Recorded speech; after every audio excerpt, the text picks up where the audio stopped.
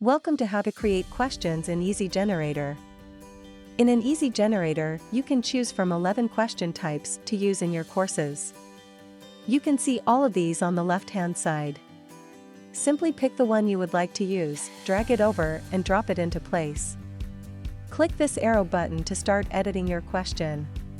Let's still give this question a title. You can also add a voiceover, and if you would like to add extra instructions or more content, you can do so by clicking on this Add Instructions button. Now let's continue with setting up our questions by adding in our answer options. We can paste in our answers or type it in. And we can also add more options as we need. Remember to indicate the correct answers by ticking on the box to sign the correct answer. Now that we set up our question, we just have to set up our question's responses.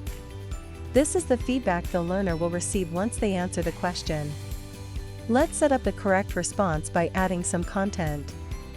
We can add some praise or explain why the answer is correct. Repetition always helps with memory, but for our incorrect answer feedback, remember that our learners receive this when they answer the question incorrectly, so they may need a bit more help. I could rephrase the question, add some extra information or resources, or I could redirect my learners to where in this course they may find the content that answers the question.